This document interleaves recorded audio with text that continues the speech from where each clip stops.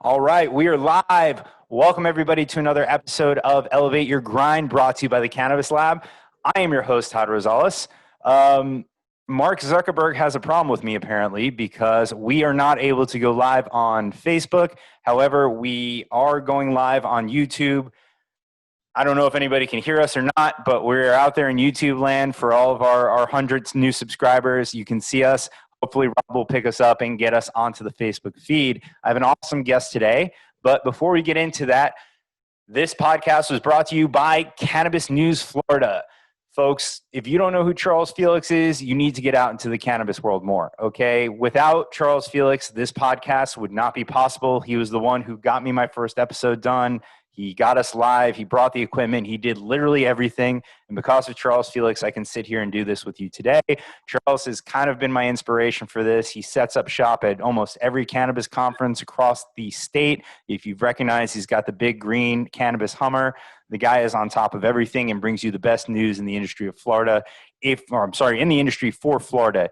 If you enjoy this podcast and you want to know where I get most of my information in the state of Florida, at least the stuff that's accurate, I get it right from Cannabis News Florida. So check them out at cannabisnewsflorida.com. That is cannabisnewsflorida.com. All right, my guest today, we have been going back and forth trying to get this scheduled. And again, Zuckerberg apparently didn't want this interview to happen. She's got all the answers. She's going to expose everybody. But realistically, she is a hard worker. She is an extremely incredible person.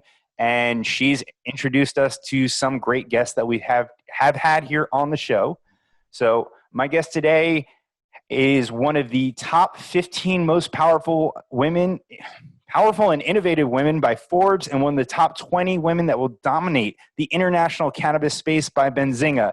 We can get into all the other stuff she did, but right now I am most interested in the company that she is working on currently, something that I'm extremely excited to understand.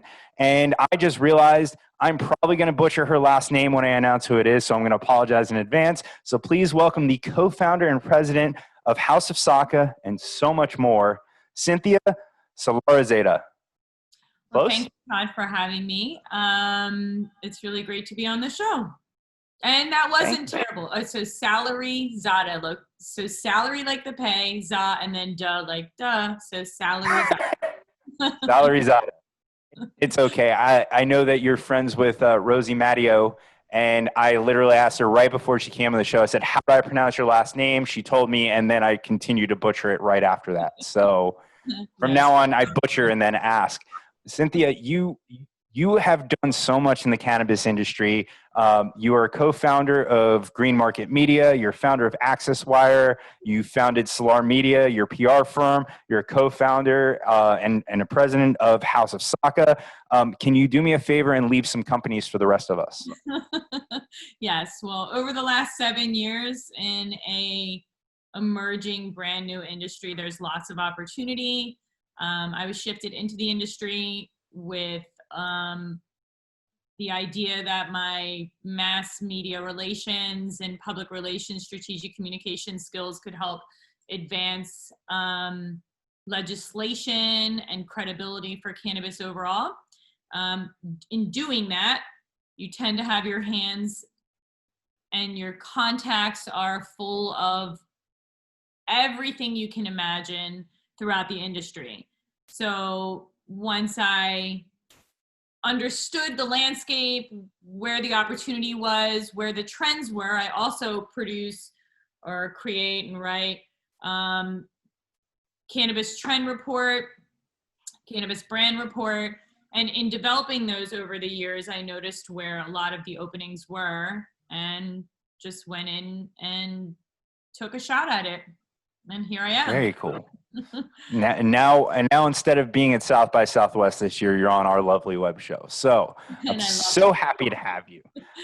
Let's back it all the way up. So one of the things that I thought was really cool is you didn't go straight from high school to get your degree. You actually worked a little bit and finished school later on. I read that, I think, in a Forbes article.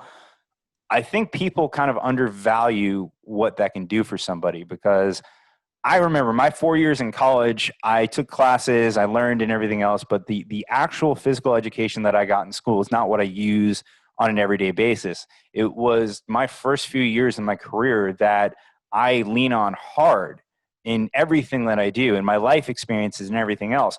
College taught me how to be independent, how to be responsible, and kind of how to be an adult, life lessons on that end, but it didn't truly give me the education, maybe some base marks here and there.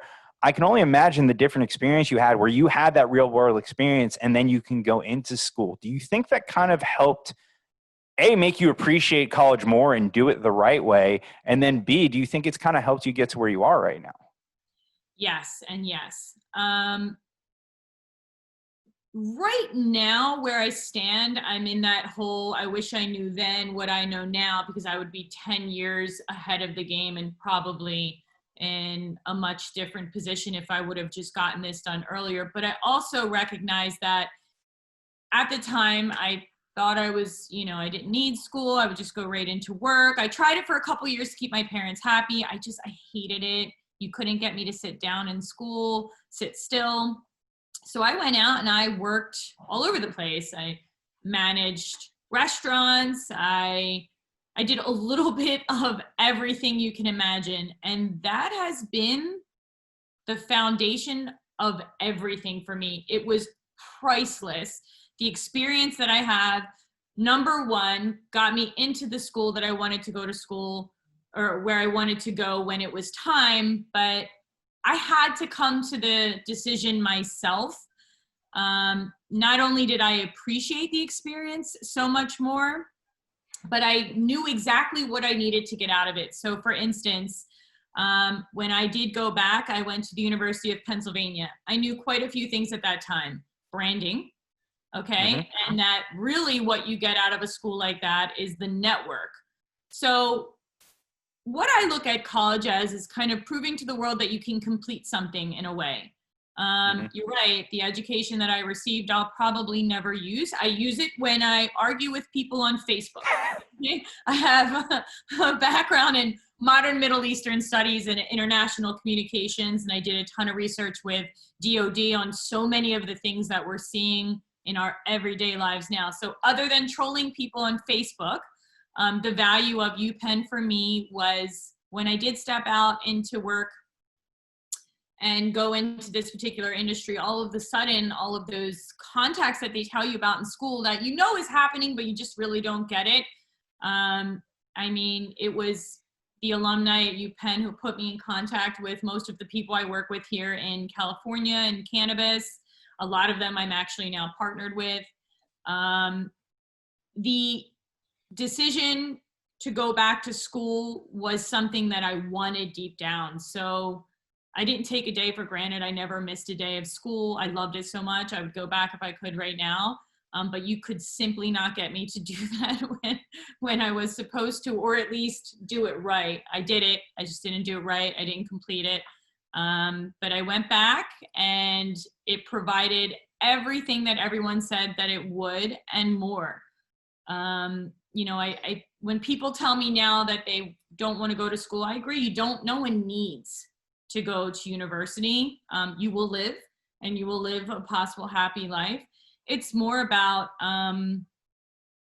showing people that you can finish something, proving yourself to a certain caliber of people that you're worthy to be in the same room with them, to make the same conversations. And then what it comes down to is them vouching for you when you leave. And that happened for me tenfold. And it was the best decision I ever made. I do not regret it at all. I think it's a great decision. I think it's one that not people should necessarily replicate, but at least they should consider, right? Yes. I think life experience is a big thing. And I always find it hilarious. So I've been in the finance world, I've been in the family office world, and I always find it hilarious when I'm meeting with somebody who's 65 years old, 60 years old, 62 years old, and they still tout their Harvard degree or their Princeton degree or anything. It's like, dude, you went there 40 years ago. 40 years ago. I mean, I would love to know what you've learned since. Like, okay, so 40 years ago, you were a really smart person. So I always find that amazing that people that deep into the career still place a value on where they went to school, right? Can I respond to that though? So going to a regular university, and I've done that as well, Sure, that's great. But really, you're just getting done that piece of your life and you're moving on. When you go to an Ivy League institution, and I've now seen, I experienced several different non-Ivy League and then the Ivy League, it's a different ball game. It's like boot camp for your brain. It's endurance. There is a significant amount of difference in the workload, in the caliber of the professors that you have. I remember when it ended, I looked around and I was like, yep, now I get why people nonstop bring up their Harvard degree, their Yale degree, their UPenn degree, whatever they do, even Stanford, Berkeley. It's harder. I think it was harder. I mean, there's always a chance that maybe when I went back, I was a little bit older. I was 30. Maybe it seemed a little bit harder, but I mean, each one of my classes, I would have between 4 and 12 books apiece. Oh, wow. I don't remember that in regular, like in a regular university. It was definitely kicked up a notch. Until the day I die, I now will be able to, and all the money we spend for an Ivy League institution just to get into it, what I had to go through, it's a point of pride for me at the very least. But again, I think that when people these days not going to university, I don't think we should be spending the way that we do spend on college educations. I think it's what's going to set America back. It already has. And I wish people could understand it did make a difference. It made all the difference in my life, like literally 360. And if I would have sat around listening to people being, negative, don't go back, you're older now, it's time to start a family, it's time to do this, I'm really happy. I've got the degree, I've now got a couple companies. Now I could start a family if I wanted to and be happy about it. But all I know is I'll go to my grave extremely proud that I finished that degree and did so at that particular institution. Well, if you want to rent my family for a few years so I can focus on my career, I'm all for it. I'm just kidding. I love my family. I wouldn't give them up for the world. But I appreciate that insight, right? I think it's good to educate people. I still find it funny that 40 years later they're touting it, but you know what? Navy SEALs still talk shit to regular Marines and regular Navy people. So, and on that note, I guess it certainly makes sense. And honestly, I can probably stay on this college topic with you for the rest of the podcast, but there's so much more interesting stuff about you than digging into this. So I kind of have a theory, but I'd like to know what brought you into cannabis, right? Because looking at what you did, when I look at the cannabis space that was quote unquote started realistically from a legal side in 2010, when you look at it, you're kind of almost on a level playing field getting started with everybody else based on experience because it's a new industry, right? So someone who doesn't have as much experience but has a lot of thoughts and a lot of great ideas can easily take advantage of that. Where if you went into a more established industry, it's like trying to jump onto a treadmill that's going full speed. You've got to get up to speed fast, quickly, and there are a ton of massive players that can easily leverage you out of business. Did that play into why you went into cannabis, or were there other elements that brought you in here? So how I made it into cannabis was pretty unique. When I did go back to school, so when I say this, keep in mind it's like within the last decade, so it applies. I wrote my senior thesis. You said you went back to school at 30. I assume that was like last year or the year before. So not by far. That was a long time ago at this point. While I was in school, I wrote my thesis. So there's two main reasons, but when you hear them, it's almost like it was meant to be. So I think it was kind of meant to be. But while I was in school, I wrote my senior thesis on big oil and reducing our dependency on fossil fuels and sustainable economic development for the GCC, which is all the Arab countries that their entire economies are based on oil, whatever the case may be. So I did research with the Department of Defense for about 1.5 years on that, 2 years. And it was one of the most disturbing conclusions after years of research with the best resources in the world. The ability for us to reduce our dependency on fossil fuels is disturbing at best in that it's not really feasible. So it's a really scary reality. And then next thing you know, all of a sudden you start to look into industrial hemp. But that aside, that part didn't happen yet. While I was in school, and this is, you know, a pretty upsetting situation, my brother passed away from opiates. And so that changed everything in my life. So right in the beginning of Penn, my brother passed away. Then all of a sudden I'm doing all of my research on big oil. And then the next thing you know, when I graduate, somebody from the cannabis industry who was getting ready to launch, actually a friend of mine and his partner out of Chicago are getting ready to launch this big cannabis company and asked me to come and join them. And I laughed at them. I was like, what are you talking about? I just spent the best years of my life in school with my head in more books than any human should ever engage. Why would I work in weed? Like, what are you talking about? This was bizarre to me.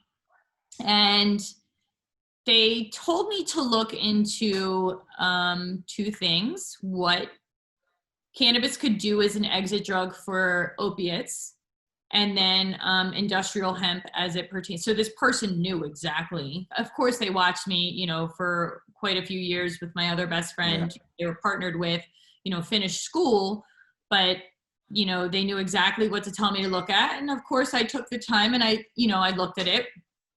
And between what cannabis could do for opiates and the trauma that caused my entire family and what that did when it rocked my world, mixed with the promise of industrial hemp and how it could help us actually provide a solution to reduce dependency on fossil fuels, I was like, okay, I'll give it a couple years. At that time, my father, who essentially, you know, he was a master chief in the Navy, never smoked a cigarette, like one of those, like a Navy SEAL, all right? Like would jog when I was growing up, like 10 miles a day with trash bags all over his body. Like that's my dad.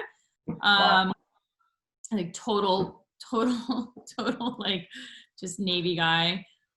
So cannabis is my point of that is like cannabis for my dad is the furthest thing you could ever, like he's very anti-smoking, anything, anti-drugs, everything. And then my advisor at the DOD, my mentor, I guess, was the professor of national security. He was also the expert for oil for Egypt and all of the Middle East or whatever the case may be. Between him and my father, they sat me down and they explained that this was a huge opportunity and just to go into cannabis, give it a second. First off, help out the entire cause so that there's not as many people like my brother and families that have gone through the trauma like mine have. But to just go and take a look at the possibilities, learn how to launch companies, because my goal was to work in global water security, which is the #1 threat facing the entire planet at this time, is no clean water. So that is where I want it to be. But they sold me on coming into the industry, helping out, learning how to operate companies, what all of that meant, how to raise money, and then shift over into global water security. So I did, I gave it a shot, and here I am, and it's been the best decision I ever made. It was really risky in the beginning. We were told we would never be able to go back and work in another industry, that we were going to be soiled. People would look at us as drug dealers. So we knew the risk when we moved over, but I knew who was behind me at least. And that included people at the DOD. So I knew there had to be something to it. So I joined Cannabis and 7 years later, here I am. That's incredible, because you wouldn't think that those two people in particular, as you described them, would be the ones to push you this way. Literally the two that I thought would be pushing me towards a State Department job or whatever the case may be. But the truth of the matter is, they were like, if you want to change the world, you cannot do that behind a desk at the State Department. Go make a bunch of money and make your moves. So here I am. Yeah, It's interesting, right? You know, you wouldn't think that they would push you into cannabis, and here you are. You don't. I think it goes back to the stigma of the plant itself, right? You don't know people's opinions on it because you don't really have those conversations openly. I mean, now I'm sure it's completely different considering all the accolades and everything else that you have. But, you know, back then, when you're a cannabis user or anything else, you always have to feel somebody out to see how they feel about it, to have an open conversation with them. So I'm sure growing up, maybe they had some of these thoughts, especially the unfortunate things that happened to your brother. Maybe your dad's thinking, you know, if we would have tried this, whether I agree with it or not. You know, it's funny. And I want to kind of use that as a segue into my next topic on your first company is I saw this awesome thing, which you basically had a thesis where the cannabis stigma was created by a PR campaign, Reefer Madness, right? And you said, well, if a PR campaign created the stigma, it's going to take a bigger PR campaign to fight it. And that's what led you to start your first company, which was Salar Media, right? Yep. Or a first one in cannabis. Yes. So technically, before I started my PR firm, I started a company with Robert Hoban and Gregory Gershengorn of the Denver Clone Store. We started something called the Cannabis Professional Advancement Series. It was an events company within cannabis. That was technically the first one, but that was sold after about a year and a half. Then I started Salar Media Group. I had been in PR. I mean, that is what I do at my core. I'm in public relations. I happen to do it, I think, okay. I think you're very good. And so I'll always do PR on some level, but it made the most sense for me to start a public relations firm. And in the beginning, starting a public relations firm in an industry where you legally can't advertise, and at the time you still couldn't even put the term cannabis or marijuana on a press release, hence me launching the press release distribution service. At the time, there wasn't a lot of... Excuse me, I'll handle the transitions here, okay? So it just made sense. You know, a lot of the PR I was doing for the most part in the beginning was, you know, at no cost. You were just kind of helping the entire movement. Everybody just jumped in, all hands on deck. You had all the veterans. And when I say veterans, I just mean the old school, old guard of the industry. They've been hustling and fighting for decades. I grew up in New Jersey, so that simply wasn't an option. Do you know what I mean? That was an option in somewhere like California for the last 20, 30 years. It became an option in 2010 in Colorado, then Oregon, or whatever the case may be, but it definitely was not an option in New Jersey.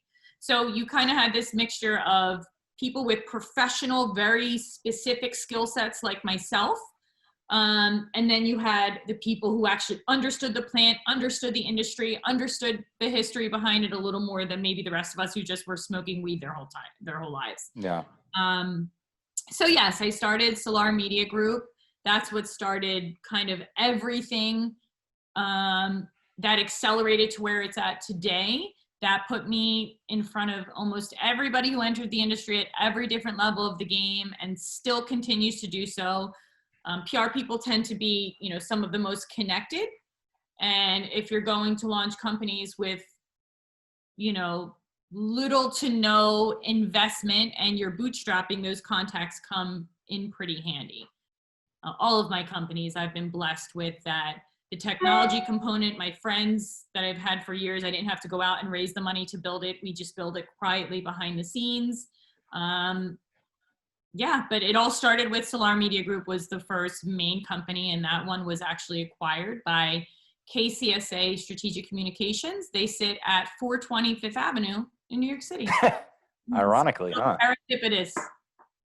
That's awesome. Yeah, I've had the pleasure of getting to know a couple rock stars in the PR world of cannabis, and it's amazing how you guys are basically the backbone of this industry, especially like you said, we can't market, we can't buy ads in certain publications. You know, we try to promote this show, and if we try to do a paid Facebook ad, you know, we'll get flagged. And I think it's amazing how important PR is to this industry, because I don't remember if it was DeRay or Rosie who explained it to me, but you can't buy an ad in the New York Times, but you can get them to write an article about your company. So it's incredible. And Yeah, our skill set happens to be one of the most powerful within this industry, because you're right. In any other industry, you can just pay for all the press that you want in some way, shape, or form, which that left a lot of PR firms confused when it came time to actually move into this industry. They don't know what to do when they don't have those large budgets to spend. Then you have to be the most creative and well-liked PR person on the block, because that's the only way you're getting through to the news. In the beginning, we had to just fight to get attention. Then eventually there was specific writers to a different beat on cannabis, so that made our lives a little bit easier. Now, all of a sudden, here we are today, and you're now fighting 9,000 brands, and it's one of the most saturated industries to try to fight for in media, which also brings the original PR people who have been around for the last 4 or 5 years, people like Rosie, myself, Gaynell Rogers, Gia Marone. These people have a skill set and have networks that, I don't care if you're Edelman PR, which is the largest PR firm in the world, it will take them at least a year, and we saw them, they stepped in, and it's still taking them time, and they're losing clients left and right, and they are the best. They are the bar in cannabis, in PR. They're still struggling to figure out the landscape. So the relationships that these key PR people have are the most valuable thing that you pay for when you're paying for PR. You can't just, as a cannabis company, you simply cannot just go buy and pay for the most expensive PR firm in the world. It'll be a waste of money if they haven't been operating within cannabis for at least a year. It's really cool because it kind of almost makes everything somewhat of a meritocracy, right? It's, you have to do your job and do it well to be successful. You can't just buy your way into this industry. And I think a lot of people have learned that the hard way, right? So we'll fast forward. So you, as Salar was acquired, and then you go on because one company wasn't enough. You found AxisWire and Green Market Media.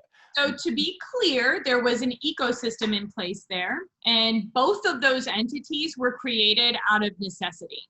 So we weren't getting any attention from the street. We weren't getting any attention from, CNBC. Well, screw it. Let me go find the best finance writer that I can paying attention to cannabis. We'll just launch our own business outlet. So we did. And then the press releases. So eventually this will all work as a large ecosystem. I'm actually partnered with the founder of PR Web. And for the last year and a half, we've been building out a really amazing digital PR and marketing platform that will tie into AxisWire, and it will utilize Green Market Report. So all of that will come together and make sense soon. But yeah, that's where we are. That's awesome. So, I look at you, and the way that you've just gone through life and the way that you attack life is you see a need and you don't just say, well, we can't do that because this doesn't exist. Well, we need this. So what am I going to do? I'm going to go make it, right? I'm going to go make it. And I think it's really cool because each step of your journey builds upon the last one, right? One of the things that you mentioned before you came on is everything kind of happens for a reason. As something happens, it leads to something else. So if you were not as successful, and when I say successful, if you didn't have the scars from Salar of all the stuff that you couldn't do, who knows if Green Market Media and AxisWire would even exist, right? And now to me, it sounds like this is, and not sounds like, you basically just said it, this is all going to be part of a large platform to just support the cannabis industry, right? Yep. I think that's so cool. And cannabis and what? Oh, and psychedelics. Listen, psychedelics are just as important when we look at plant medicine, right? It's not, and that's, I think, when people look at cannabis, right, they still go back to the smoking a joint thing when there's so much more to it. And I think psychedelics kind of fit in that vein, not to bring up your brother again, but a lot of these opiate addicts and a lot of people who have problems with PTSD that end up getting prescribed this stuff, psychedelic therapy is another option that's being explored. There is literally no question. So when I first got into cannabis and was trying to understand how to help influence, I was sent down to Florida. Florida had just failed in passing their medical marijuana laws. So okay, now I have to figure out how to change the hearts and minds. So you go to the most conservative state in America. All right, so we're going to start working with veterans, and we're going to start working with children. So Canna Moms, and then Weed for Warriors project at the time, that's what was going on.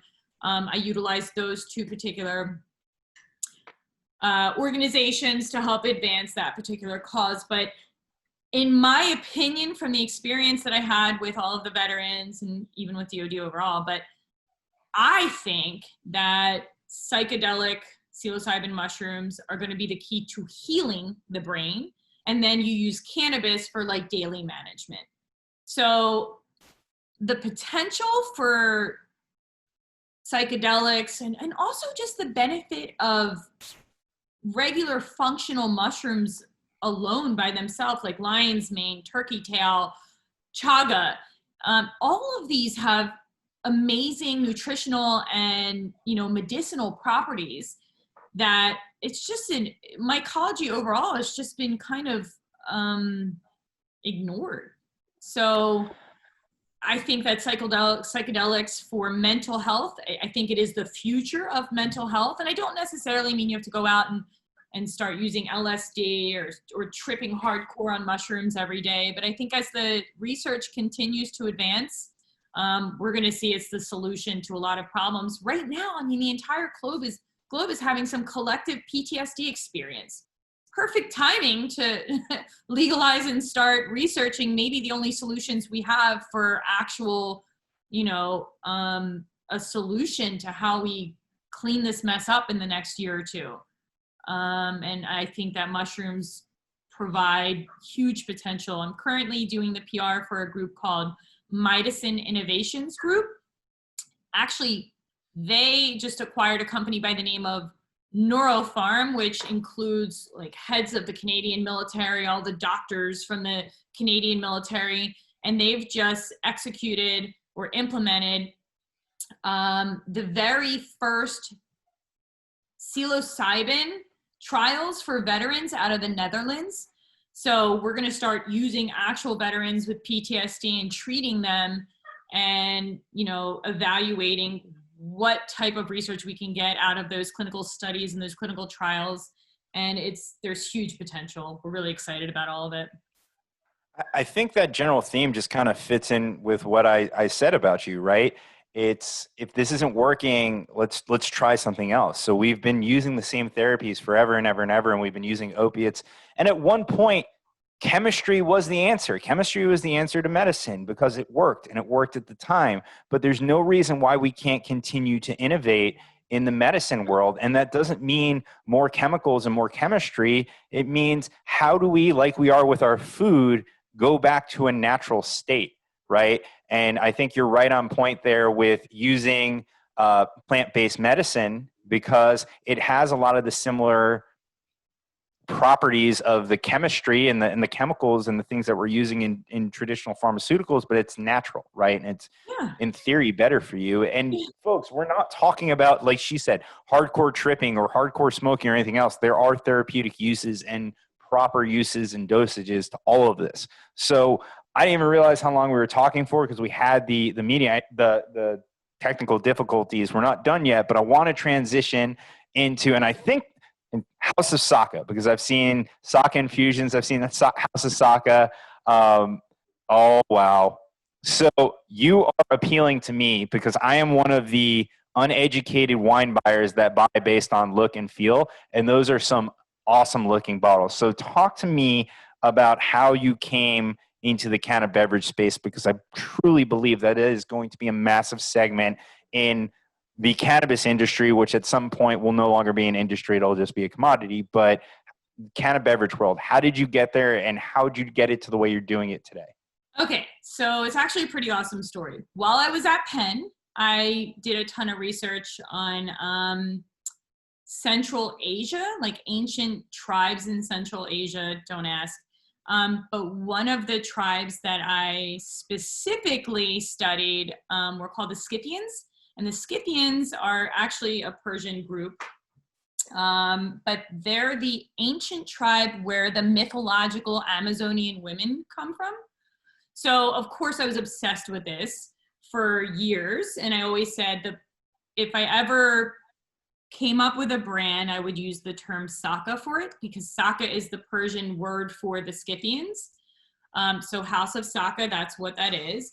And when I use that word, it's because that's specifically the tribe where those Amazonian women came from. So Wonder Women, that's why my entire company is all really powerful women running it as the advisors, everything there. But if you look at the Scythians, in their history, they used to use cannabis infused wine. Also, they infused it with what's the main active ingredient in Adderall? Methamphetamines? Yes, I don't know. We'll just say yes for the sake of argument. They Nobody uses this show for education on that. All right, so don't quote me, but they put a lot of different stuff in this wine, and they use it as like a a war ritual, religious, spiritual rituals throughout thousands of years. China, Central Asia, Middle East, we've got proof of cannabis infused wine everywhere. In fact, it was called Banga. So anyways, I always kept coming across, when I did all of my research in the cannabis industry, I kept coming across this cannabis infused wine, and that it was a holy sacrament and this, that, and the other. And it just always stuck with me. And I was like, maybe one day I'll come up with a cannabis infused wine. If I ever come up with a brand, I'll make it a wine, blah, blah, blah. And then, I started in cannabis, never really thought about it again. Well, technically I was a friend of mine who had most of the cultivation for hemp in the Ukraine.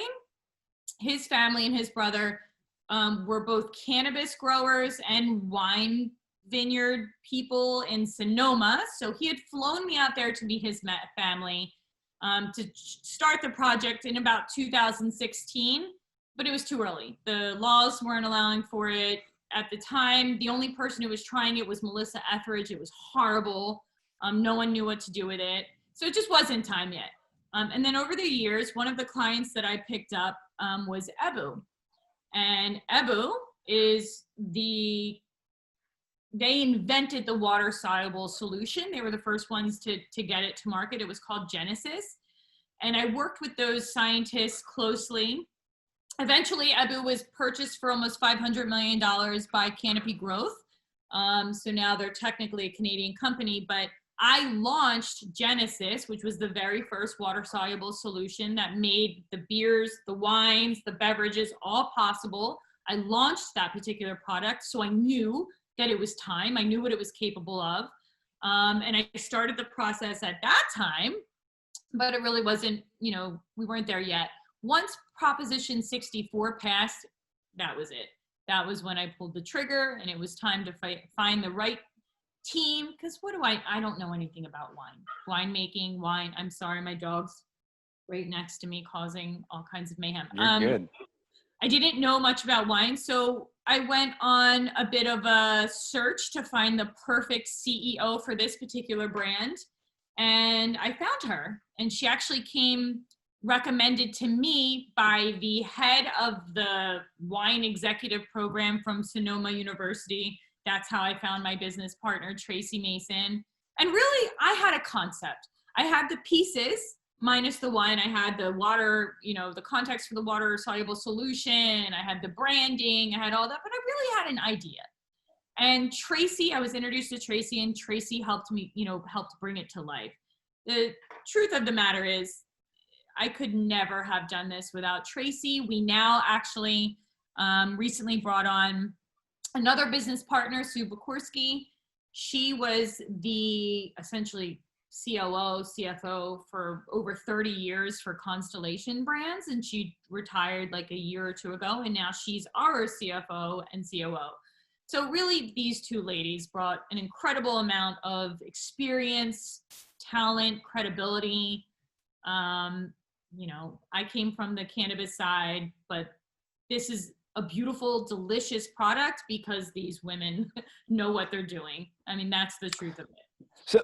So you guys are using real, Napa Valley wine. This is not a cannabis infused Mad Dog 2020 or a box of wine. This is good wine. Napa Valley wine out there. Our base product, of course, we could never mention where we get the wine from, but these are some of the most recognized wineries in the world. Our wine is valuable without the cannabis. It's just a delicious process.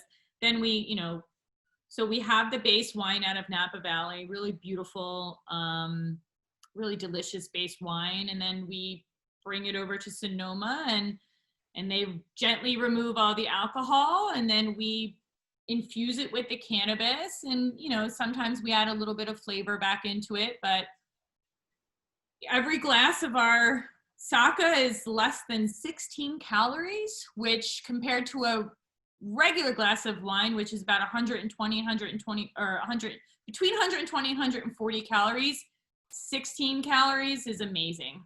It's truly wow. amazing.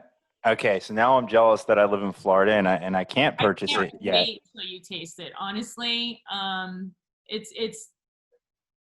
I'd say a year ago it was the best tasting cannabis beverage out there. Over the last year, or whatever, over the last like 6 to 9 months, a lot of people, now that the technology has advanced, we work with a group here called Vertosa, who I highly recommend. They truly are some of the most professional, just pleasant people to work with in this industry overall.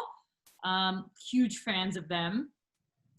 Also our partners at BevZero, then our manufacturer of Space Station. We really have a great little category within cannabis. And yeah, I think that cannabis beverages are the future, without a doubt. And yeah, we're a Napa Valley wine. That's awesome. Gary V, if you're listening, we need you to bring back Wine Library, and we need you to try this one. We need a Wine Library episode with House of Saka. I don't know if he's still doing it. He does so much. He can still do Wine Library? I don't know, but he's got his hands in a lot of shit too. Yeah. So, but no, I almost wish that we can come out. So talk to me about what's most intriguing to me about cannabis infused wine. And I'll steal a quote that I took from someone who's one of your board members, Emily Paxia. How much cannabis is in a glass or a bottle, because she always said that she's into low THC products because she doesn't want to, quote, buy into the 2 martini lunch every time. And I love that quote, and I'll steal it from her every time. So our wine was created to be a strictly microdose experience because we really wanted to provide a product for women and men that were not such a traditional cannabis user, all right? Somebody who smokes 10 blunts a day or is dabbing all day long may not experience our wine the same way as somebody who doesn't have such a high tolerance. And that was by design. We really wanted to provide a comfortable, familiar experience to try to transition people who used to be against cannabis. They don't understand it. Maybe they're not against it. They just don't know it. They're not educated. Which how could they, unless you were really paying attention over the last 5 years? There's really not a lot out there. It's, the stigma was still real. But we did produce this product to be per glass, which we're saying is 5. I love that bottle. 5 milligrams of THC, 1 milligram of CBD per 5 ounce glass. So per glass. That's what the pink is. The white is 30. The new pink, we changed and we moved to 10 milligrams of THC per glass. And let me explain why. We're sitting in California. I mean, this isn't the same market as, Illinois or Massachusetts or whatever the case may be. In LA, which is the largest market in the world for cannabis, they don't really care about a comfortable, familiar experience. Our consumers normally want increased potency. So it's, how much THC can I get for every dollar? So we had to face that reality and start to kind of tailor our product to the California consumer. So we raised our THC level. But as of right now, the pink is 5 milligrams a glass. The white is 6, and then we took the jump to 10 for the next bottle of pink. That's awesome. And when things calm down, I definitely need to come out to California. Oh, I can't wait to Kate, are try it. you kidding? Yeah. I, I've got so many friends that I want to try this. I have so many friends that are big wine aficionados that are in wine clubs and everything else. And it's funny, even within my group of friends and they're cannabis users, there's still a little bit of a stigma around it. So I would love to actually use this to get them to open up about their experiences more. I think it's an incredible product. You said that you made it for women, and yes, it's a pink bottle and it's rosé and it's a white wine, but I can tell you here, as a man who says that I usually drink stereotypical man beverages, red wine, bourbon, beer, pretty much it. I look at that bottle, I'm like, if I'm going to drink a glass of wine, I like that. I want to try it. And on your point, I truly believe that cannabis beverages are the future, because going back to the ways that you consume cannabis, if you want to consume it in a social manner, smoking a joint is invasive, right? It smells, you have to light it, you're going to smell like it. I was supposed to take a trip to LA for my birthday like 2 weeks ago. I don't remember when my birthday was anymore, but I'm a huge stand-up comedy fan. We're going to the Comedy Store and the Improv and all those Oh, places. so good. So good. And we were going to go to the original Cannabis Cafe at some point. And I just go, in my head, I go, she's not a cannabis consumer. She doesn't use any of that. She doesn't like the smell. So I think about it and I go, that's not worth it. She's not going to enjoy herself just in a place where you can go and consume and eat at the same time. So I look at the future. How do we make this widespread adoption? And obviously you figured it out. Let's put it in beverages. Let's make it social. Let's put it into the delivery mechanism that people are used to already, and then provide it in the places that they're used to it. So I think it's incredible what you're doing. My question is, how does Saka expand beyond California? And that's a very selfish question, because I want to know how long I can get my hands on it without having to come see you. Do you license it? Do you have to wait until federal legalization, or? We're pretty scalable. The one beautiful thing about our product is we can scale easily into every other market. However, the market needs to have the proper equipment. So that's where the obstacle is. Essentially, we can comfortably expand into, as a beverage, Colorado, Nevada, Oregon, Washington, and maybe Illinois now, I think most comfortably. But even then, it requires a special piece of equipment to bottle the 750 milliliter bottle. So that actually brought us down to a much more narrow ability for us to expand. But the second that the markets are mature enough to have the actual ability to either can or bottle the product, that's when we can make it into the market. Our base wine will go anywhere. Our formulation goes anywhere. All it comes down to is the ability to bottle it. So we can expand.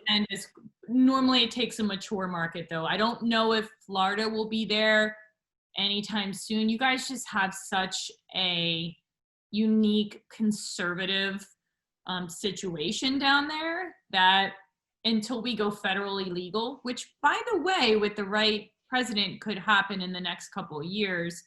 But, with the sitting president, we're 4 years away from, if he makes it back into office, any sort of beginning thought of recreational for the entire federal system. But yeah, we can expand fairly easily.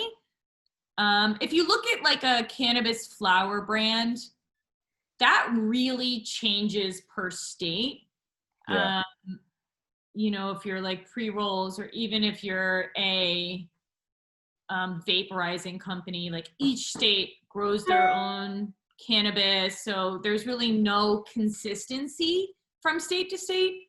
Our product will remain fairly consistent against every other cannabis company, except for beverages. That's what we provide that's unique compared to all of the other categories, is consistency, predictability, and standardization, which was what the cannabis needed this whole time. So beverages will finally provide that for the entire industry. Well, I'm extremely excited about it. I can't wait till things start to normalize so I can get out to the West Coast and we can do another episode where we will taste it and we can see where that one goes. Come to Napa. We'll do a whole thing in Napa. We'll love that. Yeah, we'll bring Absolutely. you here and do the whole thing. Rob, start making a budget for this trip, okay? Um, Cynthia, I know that we started a little late here, but we're up against the hour. Is there anything else that we haven't touched on? You know, doing my due diligence on you was extremely hard because you've written so many articles, you've done so much. There was so much information to consume. I got to tell your friend Eben Britton that I actually had a harder time doing the diligence on you than I did on him. Is there anything else that we missed that we need to share? I don't think so. I think you covered everything and more. And I appreciate being on your show. I cannot wait till you get to California. We will have a case of each one of the wines for you. But in the meantime, it's a shame. You know what? We have, not that this would matter, but we do have non-alcoholic bottles coming, at least for the new pink. Maybe I can at least send that over in the next month so you can at least try something. Well, I'm sure you and I will keep in touch. You've been more than generous making introductions for us. And it's been incredible to get to know you. I'm glad that we finally did this episode, and I'm sure you'll be back many, many more times. So let's tell everybody where they can find you, where they can find House of Saka. Let's get the promotions going. All right, so you can actually purchase, if you're in the state of California, you can purchase Saka right through our website, which is houseofsaka.com. Our social media is @InfusedSaka. For Green Market Report, it's @GreenMarketReport. You can find us at greenmarketreport.com. And in a couple months here, the entire industry will be able to utilize a targeted, cannabis-focused press release distribution service that should be as valuable as almost a PR newswire, except more valuable in who it's reaching for our industry. And that will be AxisWire and something called MediaSphere. You can find that on AxisWire.com as well. And I'm on social media everywhere. It's my job. I'm in PR too. Sounds like a perfect time to have you back on the show when that gets going. So thank you so much for joining. Loved having you on, and we'll definitely have you on again. Before we go, folks, this episode was brought to you by Egort CPA. Egort CPA is local to the Fort Lauderdale area. Listen, folks, I've been involved in multiple startups, and the number one mistake that everybody makes is they try to take on everything on their own. It's 2020, folks. There are a lot of resources out there that will allow you to focus on what you do best, and you can allow experts like Egort CPA to focus on things like your financials and your books. On top of that, if you're going to go out and raise capital, you're looking for investors, even if you want to get a loan and you're going to be in front of underwriters, why don't you go to somebody who knows what they're looking for and have them do it the right way? Check out their website at egortcpa.com. That's EGORTCPA.com. This has been another episode of Elevate Your Grind, and we're out.